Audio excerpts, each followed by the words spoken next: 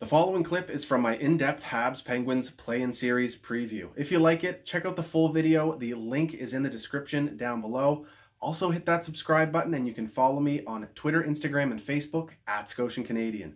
Cheers, guys. Go Habs, go, baby. And that brings me to the Habs decor, where things get very interesting.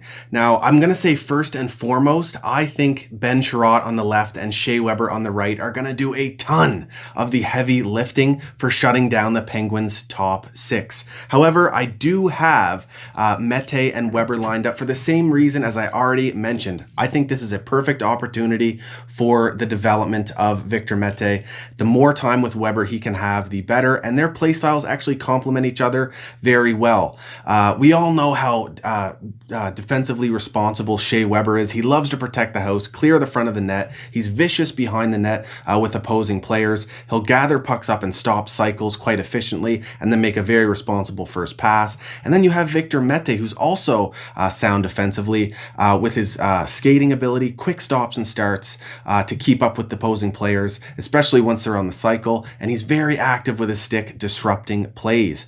And then in terms of offensive ability, we know what Shea Weber is capable of. This season, he had 15 goals and 21 assists for 36 points in 65 games. Great year for Shea Weber offensively. And Victor Mete, we need to see his offensive game get stronger. And this is a good opportunity for him to show what he can do offensively. But like I said, I could definitely see Shea Weber and Ben Chiarot spending a lot of time together, just where they average so much ice time. Weber at 24 minutes a game and Ben Chiarot at 23:08 a game. And they spent a lot of time together this year shutting down opposing top lines. And I could see Coach Claude Julien going back to that as well.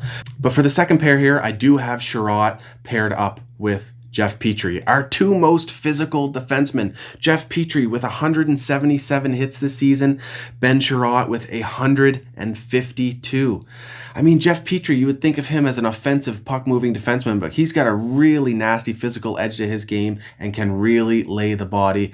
Ben Chiarot, of course, as well. So this would be a very tough pair to play against defensively if you're coming down on the rush. Now, Jeff Petrie as well, he had 11 goals and 29 assists for 40 points this year in 71 games. Great offensive year for Jeff Petrie. I believe it was a career year from him.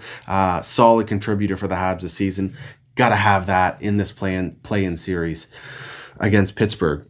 So then that would leave our bottom pair as Brett Kulak and Cale Fleury. Now, Brett Kulak could spend some time with Jeff Petrie as well. He's not a flashy guy. He's the type of defenseman that if you're not noticing him, he's playing great. And quite honestly, you don't often notice Brett Kulak. He's pretty sound, and that's what you want for a bottom pair defenseman.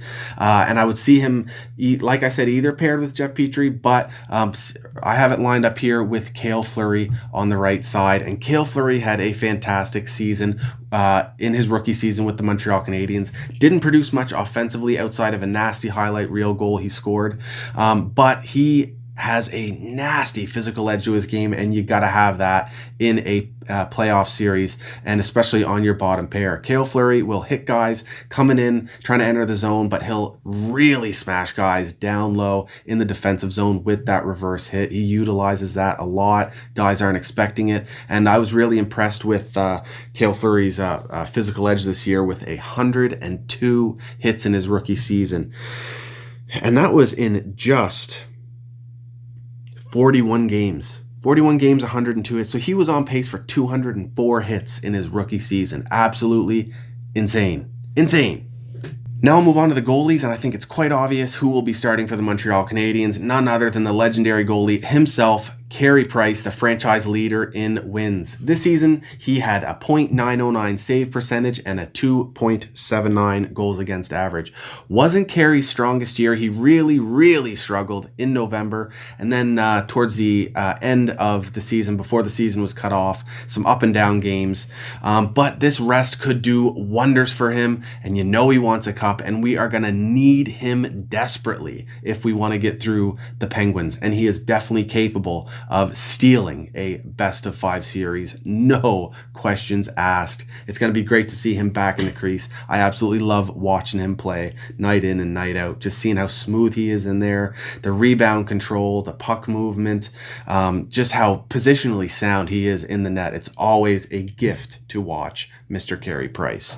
And backing him up, I have Caden Primo, once again for the experience. It might be Charlie Lindgren just due to his veteran status. He's been in the franchise a bit longer, but if you really want to develop players, now's the time to sit Caden Primo on the bench and kind of get him comfortable with that backup role, which he may likely have a year or two from now. Caden Primo really had an impressive rookie season in the AHL as well. 33 games played, .908 save percentage, and 2.45 goals against average. He had a 17, 11, and 3 record with Laval, so great rookie season for him as well. Solid goaltending prospect for the Montreal Canadiens.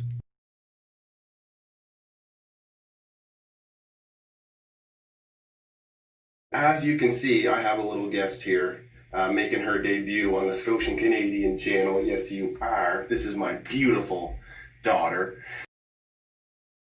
Go ahead, go! Woo!